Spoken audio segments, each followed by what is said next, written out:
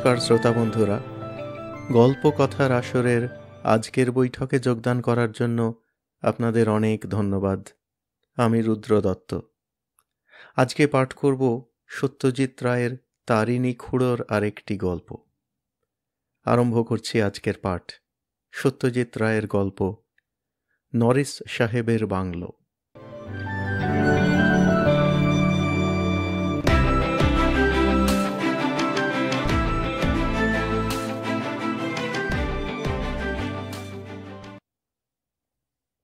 তারিণী খুড়োকে ঘিরে আমরা 5 বন্ধু বসেছি। বাদলা দিন, সন্ধে হব হব, খুড়োর চা খাওয়া হয়ে গেছে। এবার বিড়ি ধরিয়ে হয়তো গল্প শুরু করবেন। খুড়ো এলে সন্ধেতেই আসেন, আর এলেই একটি করে গল্প লাভ হয় আমাদের। সবই খুড়োর জীবনেরই ঘটনা, কিন্তু সে ঘটনা গল্পের চেয়েও মজাদার। একজন লোকের এত রকম অভিজ্ঞতা হতে পারে, সেটা আমাদের ধারণা ছিল না। খুড়ো বললেন, আমি যে সবসময় চাকরির ধান্দায় দেশে বিদেশে ঘুরেছি তা কিন্তু নয়। মাঝে মাঝে রোজগারের উপর বিতৃষ্ণা এসে যায়, তখন ঘুরি কেবল ভ্রমণের নেশায়। নতুন জায়গা দেখার শখ আমার ছেলেবেলা থেকে। সেইভাবেই একবার গিয়ে পড়েছিলাম ছোটনাগপুর। ও অঞ্চলটা তখনও দেখা হয়নি, আর ওখানেই ঘটে এক আশ্চর্য ঘটনা। সেই গল্পই আজ তোদের বলবো। খুড়ো বিড়িতে একটা লম্বা টান দিয়ে তাঁর গল্প শুরু করলেন। আমি তখন হাজারিবাগে একটা হোটেলে আছি, নাম ডিলাক্স হোটেল, কিন্তু ব্যবস্থা চলন সইয়ের বেশি নয়। তাতে কিছু এসে যায় না, কারণ ব্যক্তিগত স্বাচ্ছন্দ্যটাকে আমি কখনো খুব উঁচুতে স্থান দিই না। নানান অবস্থার সঙ্গে নিজেকে মানিয়ে নেওয়াটাই আমার অভ্যেস। হাজারিবাগে কাউকে চিনি না, সেটা আরও ভালো লাগছে, কারণ মাঝে মাঝে একটা অবস্থা আসে যখন পেঁচাল পাড়তে একদম ভালো লাগে না। চুপচাপ একা একা বিছানায় শুয়ে কল্পনার স্রোতে নিজেকে ভাসিয়ে দিতে ইচ্ছে করে। তবে এটাও ঠিক যে ভারতবর্ষে এমন জায়গা নেই যেখানে বাঙালি নেই। বিশেষ করে হাজারিবাগে তো বিস্তর বাঙালি। তাদের মধ্যে এক আধজনের সঙ্গে যে আলাপ হয়ে যাবে তাতে আর আশ্চর্য কি। যাঁর সঙ্গে প্রথমে আলাপ হলো তাঁর নাম অর্ধেন্দু বসু। ইনি ইতিহাসের লেখক। পাবনার একটা জমিদার বংশ, হালদার বংশ নিয়ে পড়াশুনো করছেন, ইচ্ছে আছে বই লেখার। এই বংশে নাকি অনেক বাঘা বাঘা চরিত্রের পরিচয় মেলে। এদেরই এক আদিপুরুষ নাম রামগতি হালদার রামমোহনের নাকি খুব কাছের লোক ছিলেন। তাছাড়া এর পরেও বেশ কিছু সমাজ সংস্কারক নির্ভীক চরিত্রের পরিচয় নাকি এ বংশে মেলে। আমি ভদ্রলোককে জিজ্ঞেস করলাম, এই পরিবার সম্বন্ধে লিখতে আপনার হাজারিবাগ আসতে হলো কেন? ভদ্রলোক বললেন, ঊনবিংশ শতাব্দীর মাঝামাঝি এই পরিবারের একজন নাকি হাজারিবাগে একটা বাড়ি করেন। সে চুরি কাটানোর জন্য না অন্য কোনো কারণে সেটা এখনও বুঝতে পারিনি। এই বিশেষ ব্যক্তিটির নাম ছিল মহেশ হালদার। এই মহেশ হালদার অবধি আমি হালদার বংশের ইতিহাস পাচ্ছি, যদিও এর সম্বন্ধেও অনেক কিছু জানতে বাকি আছে। এর পরে সব যেন কেমন ব্ল্যাঙ্ক। আমি জিজ্ঞেস করলাম, এর হাজারিবাগের বাড়িটা আপনি দেখেছেন? অর্ধেন্দুবাবু বললেন, দেখেছি, কিন্তু সেখানেও এক রহস্য। এই বাড়িটাকে এখানকার সকলেই উল্লেখ করে নরিস সাহেবের বাংলো বলে। অথচ মহেশ হালদার যে বিয়ে করেছিলেন সে খবর আমি পেয়েছি, কিন্তু মহেশ হালদারের পরে বংশটার যে কি হলো সে খবর পাইনি। সম্ভবত মহেশবাবু নরিস সাহেবকে বাংলোটা বিক্রি করে দেন কোনো কারণে। কলকাতায় তাঁদের আর কোনো বংশধর নেই? আমি জিজ্ঞেস করলাম। অর্ধেন্দুবাবু বললেন, মহেশ হালদার ছিলেন তাঁর বাবা যোগেশ হালদারের একমাত্র সন্তান। তাই তাঁর যদি আর ছেলেপিলে না থাকে তাহলে হয়তো হালদার বংশ মহেশেই শেষ হয়ে গেছে। প্রশাখা আর কোথাও আছে কিনা জানা নেই, আমি শুধু শাখাতেই ইন্টারেস্টেড। এই বংশ সম্বন্ধে খবর দিতে পারে এমন কোনো লোকের সন্ধান পাননি হাজারিবাগে? এখানে এক ভদ্রলোক আছেন, আজন্ম এখানেই বাস, তাঁর বয়স 90, নাম কালীকিঙ্কর বাড়ুজ্জে। একবার ভাবছিলাম তাঁর কাছে গিয়ে জিজ্ঞেস করব।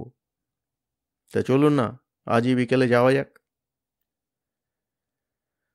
কালীকিঙ্কর বাবুকে সকলেই চেনে, তাই তাঁর বাড়ি বার করতে অসুবিধা হলো না। গিয়ে শুনি ভদ্রলোক বৈকালিক ভ্রমণে বেরিয়েছেন। বুঝে দেখো কিরকম স্বাস্থ্য, 90 বছরেও বিকেলে হাঁটা চাই। আমরা একটু অপেক্ষা করতেই ভদ্রলোক এসে পড়লেন। আমরা নিজেদের পরিচয় দিলাম। ভদ্রলোক বললেন, আমার কাছে তো বড় একটা কেউ আসে না। আপনাদের কোনো প্রয়োজন আছে বুঝি? আপনি ঠিকই ধরেছেন, বললেন অর্ধেন্দুবাবু। আমি পূর্ববঙ্গের এক জমিদার বংশ নিয়ে রিসার্চ করছি, হালদার বংশ। তাঁদের একজন ঊনবিংশ শতাব্দীর মাঝামাঝি হাজারিবাগে একটা একতলা বাংলো বাড়ি করেছিলেন। সেই বাড়িকে এখানকার লোকেরা নরিস সাহেবের বাংলো বলে। ও, তাই বলুন। ওসব হালদার ফালদার জানি না, তাঁরা এখানে এসে থাকতে পারেন। আমার যখন 7 কি 8 বছর বয়স, তখন আমি নরিস সাহেবকে দেখেছি ঘোড়ায় চড়ে বেড়াতে যেতে। আমায় দেখে মাথা হেঁট করে গুড আফটারনুন বলতেন। তবে তাঁর শেষটা জানেন তো? আমরা দুজনেই মাথা নেড়ে বললাম, জানি না। ভদ্রলোক আত্মহত্যা করেন, বললেন কালীকিঙ্কর বাবু। কারণ জানা যায়নি। লোকে বলে বাড়িটা নাকি হানা বাড়ি। সাহেবের ভূত দেখা যায় এখনো। আমি অবশ্য দেখিনি। খুব জবরদস্ত সাহেব ছিলেন নরিস সাহেব। তাঁর বাড়িটা কোথায় গেলে দেখা যায় বলতে পারেন? বাড়ি তো এই কাছেই। কালীকিঙ্করবাবু আমাদের রাস্তা বাতলে দিলেন। আমরা দুজনে তাকে ধন্যবাদ জানিয়ে উঠে পড়লাম। রাস্তায় বেরিয়ে এসে অর্ধেন্দুবাবুকে বললাম, আপনি এতদিন সে বাড়ি দেখেননি? ভদ্রলোক বললেন, দেখেছি বই কি, কিন্তু লোকে ঠিক বলছে কিনা একবার যাচাই করে নিলাম। ইনি যা বলবেন সে তো আর ভুল হবে না। আমারও যে বাড়িটা দেখার জন্য কৌতূহল হচ্ছে। আসুন না, দেখিয়ে দিচ্ছি। মাথায় টালি বসানো ঢালু ছাদওয়ালা বাড়ি, বাংলোই বলা চলে, যেমন হাজারিবাগে আরও দেখা যায়। টালির অধিকাংশই অবশ্য খসে গিয়ে ছাদ ফাঁক হয়ে গেছে। চারদিকে পাঁচিল দিয়ে ঘেরা 4-5 বিঘে জমির উপর জীর্ণ অবস্থায় দাঁড়িয়ে আছে বাংলোটা। কেউ থাকে না সেখানে, শেষ কবে ছিল তাও কেউ বলতে পারে না। আমি অর্ধেন্দুবাবুকে বললাম, আপনার হালদার বংশের কথা জানি না মশাই, কিন্তু এই নরিস সাহেবকে নিয়ে আমার বিলক্ষণ কৌতূহল হচ্ছে। আর সত্যি বলতে কি, এই সাহেবের প্রেতাত্মার সঙ্গে যদি যোগ স্থাপন করা যায়, তাহলে ইনি তো মহেশ হালদার সম্বন্ধে কিছু তথ্য দিতে পারেন, তাই নয় কি? তা অবশ্যই ঠিক। কথাটা খুব জোরের সঙ্গে বললেন না অর্ধেন্দুবাবু। বুঝলাম, তিনি সাহেবের প্রেতাত্মার সঙ্গে যোগ স্থাপনের ব্যাপারে খুব একটা উৎসাহ বোধ করছেন না। আমি না হয় ভূতকে তোয়াক্কা করি না, কিন্তু সবাই তো সেরকম নয়। 2 দিন পেরিয়ে গেল। 3 দিনের দিন আমি অর্ধেন্দুবাবুকে বললাম, এইভাবে হাত পা গুটিয়ে বসে থেকে আপনার কি লাভ আছে? আসুন একটা কিছু করা যাক, না হয় বাংলোটায় একটা রাত কাটিয়ে আসা যাক। অর্ধেন্দুবাবু একটু চুপ থেকে বললেন, এখানে বাঙালিদের একটা আড্ডা আছে, শশী ডাক্তারের বাড়ি। আমি কাল সেখানে গিয়েছিলাম। তারা বলল, নরিস সাহেবের বাংলোকে হানাবাড়ি বলা হলেও এখনো পর্যন্ত কেউ কোনো ভূতের সাক্ষাৎ পায়নি। তবে ওই আড্ডাতেই উৎপলবাবু বলে এক নিরীহ গোছের ভদ্রলোক ছিলেন, তিনি নাকি খুব ভালো মিডিয়াম, অর্থাৎ তাঁর মধ্যে দিয়ে ভূতের আবির্ভাব ঘটেছে নাকি অনেকবার। ভদ্রলোক একটা বিশেষ অবস্থায় এলে তাঁর গলা থেকে নাকি ভূতের গলায় কথা বেরোয়, আর তখন নাকি ভূতের সঙ্গে কথাবার্তা বলা চলে। অন্ধকার ঘরে তেপায়া টেবিলের উপর হাত রেখে নাকি ব্যাপারটা করতে হয়, কিঞ্চিত সময় সাপেক্ষ। আমি বললাম, দেখুন কীরকম যোগাযোগ। এই মিডিয়াম পাওয়া কিন্তু সহজ ব্যাপার নয়। আপনি এই উৎপলবাবুকে বলুন আমরা কালই রাত্রে বসছি। তেপায়ার টেবিল জোগাড় করতে পারবেন? আমার হোটেলের ঘরেই একটা আছে। তাহলে তো কথাই নেই, আসুন লেগে পড়া যাক। অর্ধেন্দুবাবু শশী ডাক্তারের আড্ডায় নিয়ে গিয়ে আমার সঙ্গে উৎপলবাবুর সঙ্গে আলাপ করিয়ে দিলেন। সকলের সামনে আর ভূতের প্রসঙ্গটা তুললাম না, কারণ প্ল্যানচেটে আমাদের 3 জনের বেশি কেউ থাকে এটা আমি চাইছিলাম না। আড্ডার পরে বাইরে বেরিয়ে এসে উৎপলবাবুকে প্রস্তাবটা দেওয়া হলো। ভদ্রলোক এক কথায় রাজি। বললেন, নরিস সাহেবের বাংলোয় প্ল্যানচেট করার ওর অনেক দিনের শখ, কিন্তু এতদিন কাউকে সঙ্গী পাননি বলে হয়ে ওঠেনি।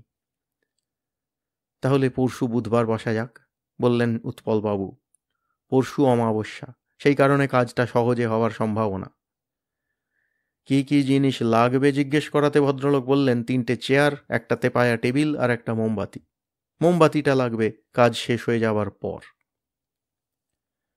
আমি আর অর্ধেন্দুবাবু দিন থাকতে 2টো সাইকেল রিকশায় করে চেয়ার টেবিল পাঠিয়ে দিয়েছিলাম বাংলোতে। সেই ফাঁকে বাড়িটা একটু ঘুরে দেখে নিলাম। বহুকাল কেউ থাকে না, তাই ঘরগুলোর অবস্থা অত্যন্ত শোচনীয়।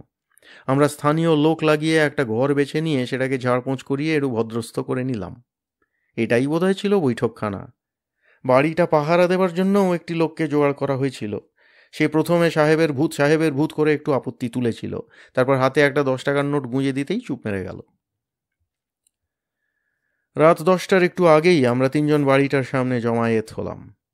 কথা হলো ভূত এলে প্রশ্ন করবেন অর্ধেন্দুবাবু, আর উত্তর তো উৎপলবাবুর মুখ দিয়ে সাহেবের ভাষাতেই বেরোবে, অবশ্য সব যদি ঠিক মতো হয়। অর্ধেন্দুবাবু ইংরেজিটা মোটামুটি ভালোই বলেন, সেদিক দিয়ে সুবিধে আছে। উৎপলবাবুকে দেখলাম সঙ্গে করে একটা কৌটো এনেছেন। জিজ্ঞেস করতে বললেন ওতে কর্পূর আছে, প্ল্যানচেটের ব্যাপারে খুব সাহায্য করে। মোমবাতির আলোয় সব তোড়জোড় হলো।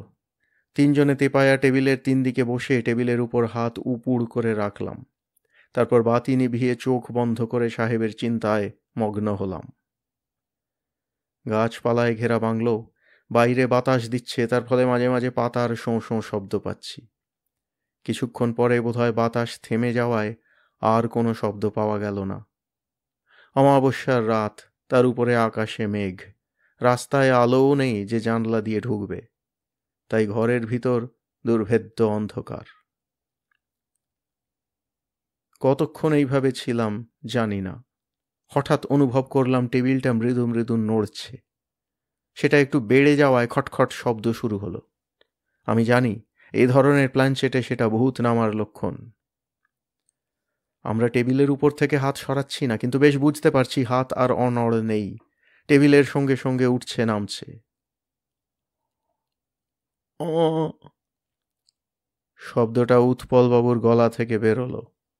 আগে থেকেই অর্ধেন্দুবাবুকে বলা ছিল। উনি কাঁপা কাঁপা গলায় প্রশ্ন করলেন, ইজ এনিওয়ান হিয়ার? উৎপলবাবুর মুখ থেকে সম্পূর্ণ সাহেবী গলায় উত্তর এলো, yes. Who is it? My name is Norris. বাকি কথাও ইংরেজিতেই হলো, এবং নরিস সাহেবের ইংরেজি যাকে বলে বেশ চোস্ত ইংরেজি। আমি কথোপকথনটা মোটামুটি বাংলাতেই বলছি। অর্ধেন্দুবাবু বললেন, এই বাংলো কি তোমার বাসস্থান ছিল? ইয়েস। তুমি কি করতে হাজারিবাগে? আমার অভ্রের খনি ছিল। শহরে আরও সাহেব ছিল? ইয়েস।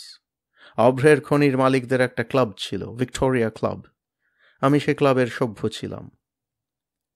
এই বাড়িতে তোমার আগে হালদার বলে একজন ছিলেন? হ্যাঁ, ছিলেন। তিনি কি এই বাড়ি তোমাকে দিয়ে যান? হ্যাঁ। তারপর তিনি কোথায় যান? কলকাতায়। সেইখানেই মৃত্যু হয়। তুমি কি আত্মহত্যা করেছিলে?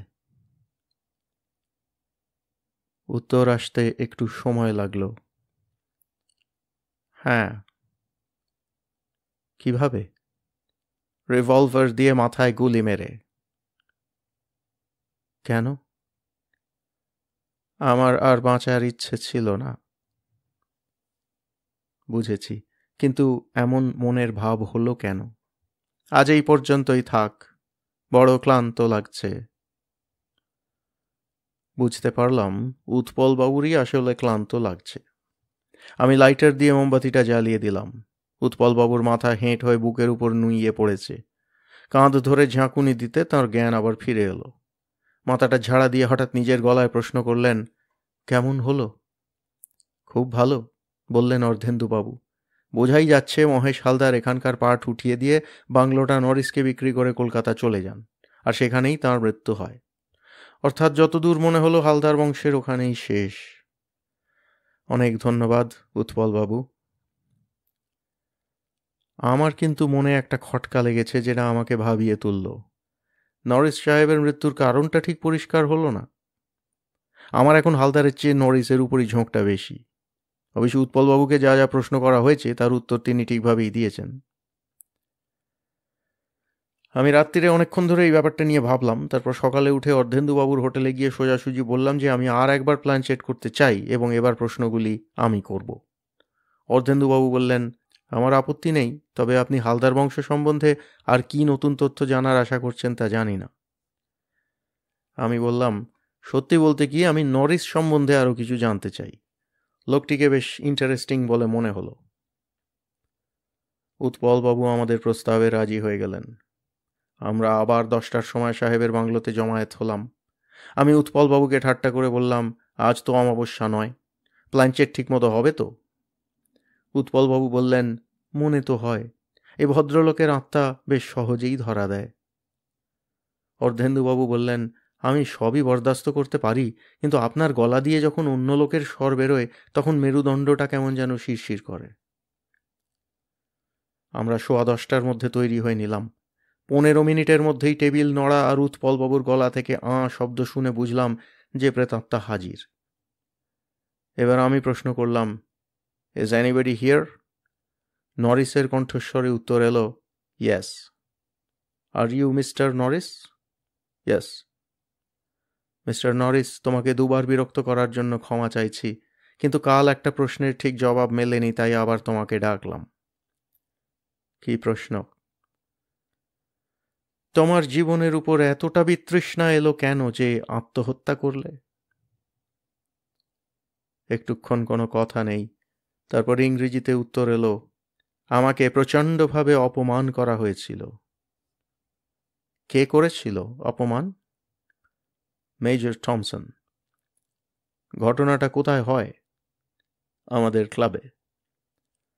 কিন্তু অপমানের কারণটা কি? তাহলে অনেক কথা বলতে হয়। বলুন, আমরা শুনতেই এসেছি। আমি এক বেয়ারাকে একদিন হিন্দিতে একটা কথা বলেছিলাম, সেটা মেজর থমসন শুনে ফেলেছিলেন। তাতে কি হলো? তাতে তিনি বুঝে ফেলেছিলেন আমি সাহেব নই। আপনি সাহেব নন? না, তবে আমার চেহারায় সাহেবের সঙ্গে কোনো পার্থক্য ছিল না। আমার চুল ছিল কটা, চোখ নীল, আর গায়ের রং সাহেবের মতো ফর্সা। আমি মিশনারি স্কুলে পাদ্রীদের কাছে ইংরেজি শিখেছিলাম।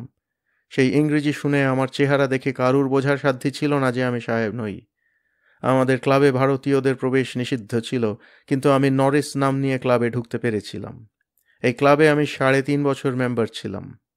তারপর টমসনের কাছে ধরা পড়ে গেলাম। সে সকলের সামনে আমাকে নেটিভ বলে ক্লাব থেকে লাথি মেরে বার করে দেয়। আসলে তুমি কি ছিলে? আমি ছিলাম বাঙালি। আমার নাম ছিল নরেশ। নরেশ থেকে নরেশ। আমি হঠাৎ যেন চোখের সামনে একটা আলো দেখতে পেলাম। বললাম, তুমি কি মহেশ হালদারের কোনো আত্মীয় ছিলে? আমি ছিলাম মহেশ হালদারের একমাত্র ছেলে। বাবা তাঁর অভ্রের খনির ভার আমার উপর দিয়ে কলকাতায় চলে যান। সেইখানেই তাঁর মৃত্যু হয়। আমি বিয়ে করিনি। আমি হালদার বংশের শেষ প্রতিনিধি। বাকি কথাটা নরেশ বাংলাতেই বললেন। আজ তাহলে আমি আসি, কারণ এ ধরনের কথোপকথন আমার পক্ষে বড় ক্লান্তিকর। আপনাকে অশেষ ধন্যবাদ। আমারও অনেক হালকা লাগছে। একদিন পরে বাংলা বলে আরাম পাচ্ছি, আর সাহেব সেজে কি যে ভুল করেছিলাম সেটা নতুন করে বুঝতে পেরেছি। মোমবাতি জ্বালিয়ে দিলাম। এখন আর আমার মনে কোনো খটকা রইল না, আর অর্ধেন্দুবাবুর হালদার বংশের ইতিহাসের শেষ পর্ব শেষ হলো। তবে এটাও বুঝতে পারলাম যে উৎপলবাবুকে না পেলে মিস্টার নরিসের রহস্য রহস্যই থেকে যেত।